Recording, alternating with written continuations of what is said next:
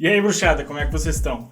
Hoje a gente vai falar sobre o argumento da simulação e mais um monte de coisinhas relacionadas.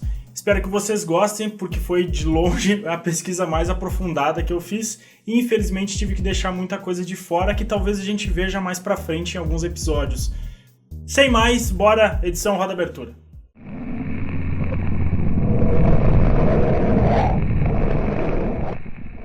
O argumento de simulação foi desenvolvido em 2003 por Nick Bostrom, filósofo e futurologista da Faculdade de Oxford, e se caracteriza por apresentar 3 hipóteses, sendo ao menos uma delas correta e 2 delas necessitando que a raça humana atinja um nível pós-humano. Aqui fica importante dizer que pós-humanismo não é transhumanismo. Um ser pós-humano excederia tanto as nossas capacidades atuais que não poderia ser classificado como humano. Por exemplo, uma consciência ou inteligência artificial que existe apenas em um ambiente digital, ou também o redesign completo do organismo humano, utilizando-se de engenharia genética, nanotecnologia avançada, drogas de melhoramento da memória, terapias de expansão da vida e assim por diante. Enquanto o transhumanismo busca aperfeiçoar a máquina biológica humana utilizando-se de tecnologia, e tem também a intenção de reabilitar indivíduos que tiveram capacidades perdidas em acidentes ou por decorrência de alguma doença. Podemos dizer, de maneira mais simples, que o transhumanismo se trata de um passo em direção ao pós-humanismo. Tirando isso do caminho, agora podemos olhar com cuidado as 3 afirmações. Primeira, é muito provável a espécie humana ser extinta ou se auto-extinguir antes de alcançar um nível pós-humano. Segunda, é extremamente improvável que civilizações pós-humanas executem um número significativo de simulações de sua história evolutiva, seja por motivos práticos ou éticos. Terceira, estamos, quase certamente, vivendo em uma simulação de computador. Segue-se que a crença de que temos uma chance significativa de alcançar um nível pós-humano que executa simulações de nossos antepassados é falsa, a menos que estejamos atualmente vivendo em uma simulação. Como sabemos, a tendência da tecnologia é avançar em um patamar quase exponencial, e hoje a gente já tem contato com um tipo de realidade virtual de qualidade considerável, enquanto a gente trabalha para mapear e replicar, de forma digital, o cérebro humano. Antes da gente se aprofundar no argumento da simulação, é importante deixar claro o que é realidade, pois só tendo uma noção completa do universo à nossa volta é que podemos começar a questionar se ele é realmente uma simulação ou não. De maneira mais direta, podemos argumentar que nossos sentidos teriam a finalidade de mostrar o mundo à nossa volta como ele realmente é, com todas as suas camadas de complexidade, porém o mecanismo de evolução favorece os mais aptos a seu meio, aqueles que conseguem sobreviver e passar seus genes adiante, sendo indiferente se esse percebe integralmente a realidade a seu redor. Isso significa que a probabilidade que tenhamos evoluído de modo a percebermos a realidade em toda a sua complexidade é 0. Para exemplificar, quando queremos utilizar um programa qualquer em um computador ou um aplicativo em um smartphone, ao clicarmos no ícone de inicialização e nos depararmos com a interface do software, nós não estamos realmente vendo toda a complexidade por trás do algoritmo que faz tal programa funcionar. Isso ocorre porque, se fosse o contrário, teríamos extrema dificuldade em executar a tarefa que queremos realmente desenvolver, seja enviar um e-mail, editar uma fotografia, criar um post em uma rede social e tantas outras milhares de coisas que essas ferramentas nos permitem fazer. Vamos analisar essa pintura de René Magritte, intitulada de A Traição das Imagens, que consiste de um cachimbo com a frase abaixo, "Isso não é um cachimbo". Realmente ele está correto. O que vemos é a representação de um cachimbo, ou melhor, no nosso caso, é uma pintura que simula um cachimbo sendo exibida como pixels em um monitor que mistura 3 cores possíveis, o famoso RGB, para criar a ilusão de imagem. Nosso cérebro é um amontoado de tecidos, pesa cerca de 1,5 kg, possui a consistência semelhante de uma barra de manteiga, textura próxima da do tofu, e através dos órgãos sensoriais recebe estímulos que são transformados em sinais elétricos, analisa-os e decodifica a informação para nos apresentar nossa realidade individual.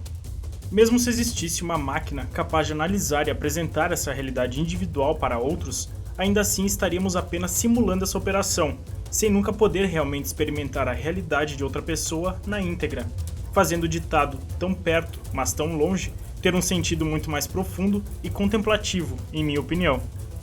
Se pensarmos apenas em nossa visão, sabemos que pela quantidade de informação recebida continuamente, nosso cérebro foca apenas em um ponto central e preenche lacunas para que o restante da paisagem mental de nossos arredores continue fazendo sentido, reservando um pouco de nossa atenção para qualquer coisa incomum que surja em nosso campo visual. Qualquer tipo de privação sensorial, principalmente se cortarmos impulsos visuais e sonoros simultaneamente, podem conduzir a estados meditativos, quando feita deliberadamente e por curtos períodos de tempo, ou criar alucinações vívidas, depressão profunda e ansiedade extrema, quando utilizada por tempo prolongado ou como forma de tortura. Ainda falando sobre o indivíduo, podemos observar no ser humano o que a psicologia chama de viés de otimismo.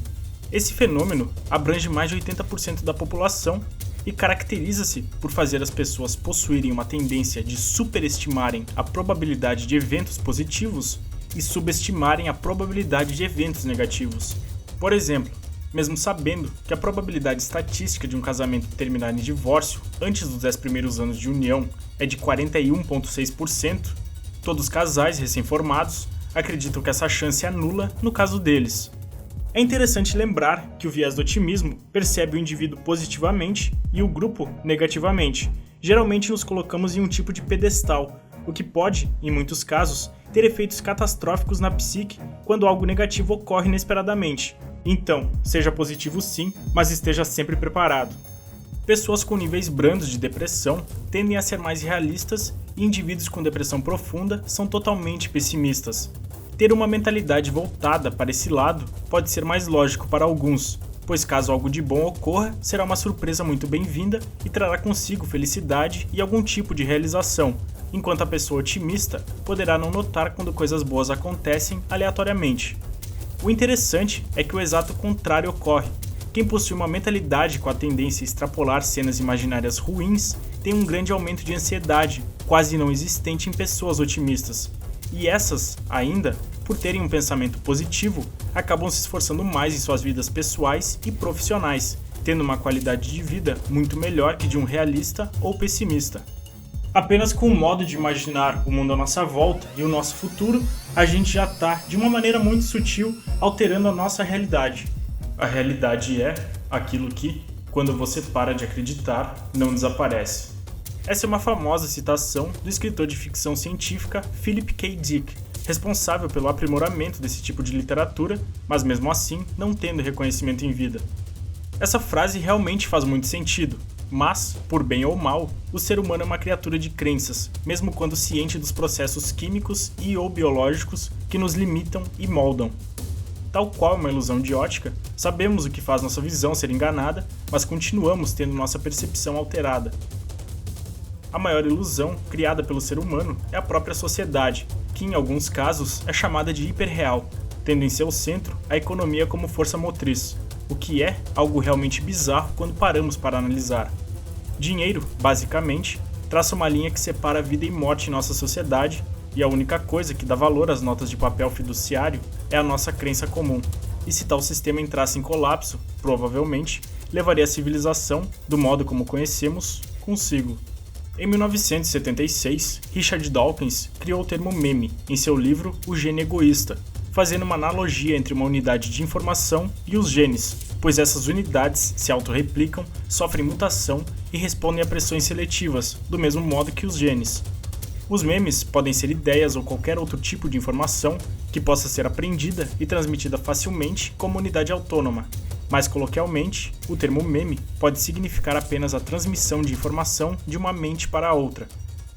Alguns teorizam que os memes são fenômenos virais capazes de evoluir por seleção natural, tal qual seres biológicos, conseguindo isso através de processos de variação, mutação, competição e herança, com cada um desses influenciando o sucesso reprodutivo de um meme.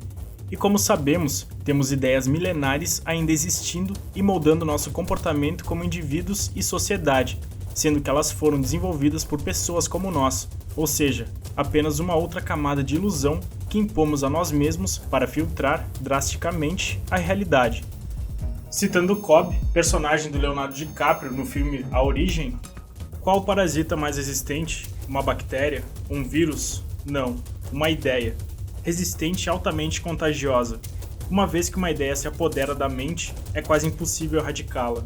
Uma ideia que é totalmente formada e compreendida permanece. O idealismo é uma corrente filosófica que propõe que toda matéria é nada mais que um substrato mental. A realidade seria uma criação da consciência e essa, por sua vez, pode ser entendida como a qualidade de estar ciente de si e das coisas ao seu redor. Se analisarmos a hipótese de que a consciência anima ou encontra-se interligada de alguma forma ao nosso cérebro, podemos dizer que, de uma maneira, ela é parte de nossa máquina biológica. Essa pode ser entendida como resultado de vários processos químicos contínuos, que são apenas aglomerações de átomos estudados na física, que não passa de matemática avançada, e esse é até agora o único conceito humano capaz de explicar nosso universo e os processos quânticos ainda a serem entendidos e desvendados. Da forma que for, o mais razoável a se pensar é que informação, seja em forma de flutuações energéticas que compõem partículas, ou ideias que fazem movimentos e projetos, é a base de nossa realidade. Voltando ao argumento de simulação, muito se fala sobre a rapidez do desenvolvimento tecnológico, principalmente quando olhamos apenas 30 anos atrás o IBM 3380, com 2.52 GB de capacidade, pesando mais de 200 kg e sendo quase do tamanho de uma geladeira, e comparamos com o cartão microSD comum de 256 GB atual.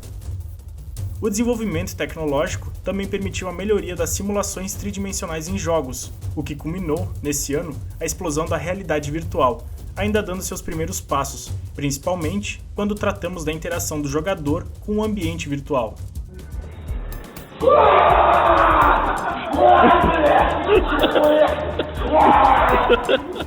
Alguns físicos, escritores de ficção científica e até mesmo entusiastas da hipótese de simulação tentam explicar de várias maneiras como funcionaria para criar um sistema computacional capaz de gerar uma simulação tão grande quanto o nosso universo. Ideias sobre nanomáquinas modificando planetas inteiros para utilizá-los como processadores e teorias sobre um universo quântico ser o real, enquanto o nosso se trata apenas de um substrato, criado acidentalmente ou não, são apenas alguns dos exemplos que estão surgindo por causa desse argumento. Provavelmente, depois de tudo isso, vocês devem estar se perguntando qual a vantagem de divagarmos ou teorizarmos sobre algo que ainda precisa ser muito estudado e averiguado para ter qualquer tipo de credibilidade. Bem, confesso que até começar essa pesquisa, eu também estava nesse mesmo barco.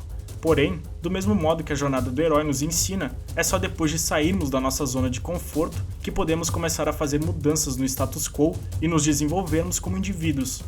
Enquanto novas ideias surgirem e forem debatidas para serem comprovadas ou desprovadas, a gente com certeza vai continuar avançando e melhorando como indivíduo e como sociedade. Então espero que vocês lembrem de fazer coisas legais para que os nossos simuladores não desliguem o nosso computador da tomada e espero que tenham gostado e a gente se vê no próximo.